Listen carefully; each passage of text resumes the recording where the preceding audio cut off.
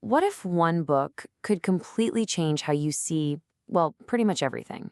Today, we're going to dive into a big one, Yuval Noah Harari's Sapiens. We're going to try to understand how our species went from being just, another animal to the undisputed rulers of planet Earth. So the whole thing, this entire explainer, really boils down to one massive question. How did we do it? Seriously, how did this kind of insignificant ape, one of many species just hanging around, manage to conquer the entire world? The answer, let me tell you, is way more surprising than you'd think. All right, so to find that answer, we're going to take a journey through 4 huge turning points in our history. We'll start way back with the cognitive revolution, then hit the agricultural revolution, see how humankind started to unify, and wrap up with the scientific revolution. That's our roadmap. Ready? Let's dive in. Okay, first up, the cognitive revolution. This right here is where it all kicks off. This is the moment Homo sapiens developed a kind of secret weapon, a superpower that literally no other animal on the planet had. And what is that superpower? It's what Harari calls the shared myth. It's our completely unique ability to imagine, to talk about, and to believe in things that don't physically exist. I mean, just think about it for a second. Gods, nations, money, corporations, human rights, none of these are real things in the natural world. You can't go out and touch a corporation or point to a human right. They're just incredibly powerful stories that we all agree to believe in. The book puts it perfectly. We can believe in things that don't exist, like gods, nations, and human rights. And this ability, it's the absolute foundation for large-scale human cooperation. I mean, a chimp can't get thousands of other chimps to build a pyramid by promising them endless bananas in chimp heaven, right? But we can. And that, right there, is our species-defining trick. So that incredible ability to cooperate, it totally set the stage for our next big leap. But this next stop, the agricultural revolution, comes with a pretty provocative title. Harari calls it history's biggest fraud. Yeah. And this idea, it's going to challenge pretty much everything you learned in history class. Okay, so we're all taught that agriculture was this giant leap forward for humanity, right? We settled down, had plenty of food, life got easier. But Harari says, not so fast. He argues it was the exact opposite. For the average person, it was a total trap. It meant way more work, a diet that was actually worse for us, and a lot more disease and suffering. We didn't get an easier life, we just got more people. We basically traded a better quality of life for a bigger quantity of our species. And this whole idea is wrapped up in one of the book's most famous and frankly brilliant lines. We didn't domesticate wheat, wheat domesticated us. Just let that sink in. I mean, from the wheat's point of view, it hit the evolutionary jackpot. It didn't give a damn if we were happy. All it needed was for us to clear rocks, haul water, and spread its seeds everywhere. And it completely tricked us into doing all the work. So, after the agricultural revolution, societies just exploded in size. They got much, much bigger. But that creates a new problem, right? How do you get millions of total strangers, people who will never even meet, to all cooperate?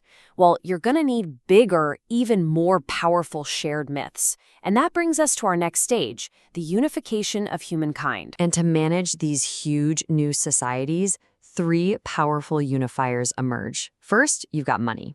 Just think about it. It's this amazing system of trust that lets total strangers trade, all because we agree that a little piece of paper or metal has value. Then you have empires, these huge political systems that ruled over all sorts of different people. And finally, you get universal religions, belief systems that gave millions of people a common rule book for how to live. So the big takeaway here is that these abstract things, money, empires, religions, they're what allowed us to scale up. They built the massive global networks that we all live in today. I love this analogy from the book. They're basically the software that's running on our ancient primate hardware. All right, on to our final stop, the last 500 years and the scientific revolution. And just like with agriculture, Harari frames this in a totally counterintuitive way. He calls it the revolution of ignorance. So what does that mean? Well, this revolution was powered by a huge shift in our mindset. See, for most of human history, cultures just assumed that all the important stuff was already figured out. It was written down in some ancient book or passed down from the gods. The scientific revolution was built on the exact opposite idea, which is summed up in this quote. It was a revolution based on admitting ignorance. As a whole culture, we finally, for the first time, said, hey, we actually don't know. And that one simple admission, we don't know, became the engine that built the modern world. It's a simple 3-step process. Step 1, you admit you're ignorant. Step 2, because you don't know, you invest in research and discovery to find out. And step 3, that research gives you incredible new powers, new technology, new economic power, which you then use to fund more research.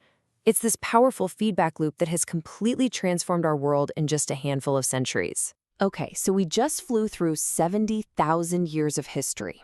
Let's bring it all back home and finally answer that question we started with. How on earth did an insignificant ape conquer the entire planet? The answer, when you look at it woven through our whole history, is our collective imagination. It all comes back to our unique ability to create and believe in shared stories. And that's why this book, Sapiens, is so much more than just a history book. It's really a mirror. It reflects us, and it shows us that the world we see all around us, our countries, our money, our laws, it's all built on a foundation of stories. So why does any of this matter? Why should you care about this 70,000-year-old story? Well, because understanding it completely reframes how you see today. It makes you challenge what you thought progress even was. It shows you the hidden price tag that came with our success. But maybe the most important thing is, it's actually really empowering. Because if our world really is built on stories, well, that means we have the power to tell new ones and to build whatever future we want. And that brings us to the final, absolutely critical question that the book leaves you with. For 70,000 years, we've just been getting more and more powerful, reshaping the planet based on our shared fictions. But now we have the almost godlike powers of biotech and AI right on the horizon. The stories we decide to tell next are going to be more important than they have ever been. So the question is, what will we become? And maybe even more profound, what is it that we should want to want?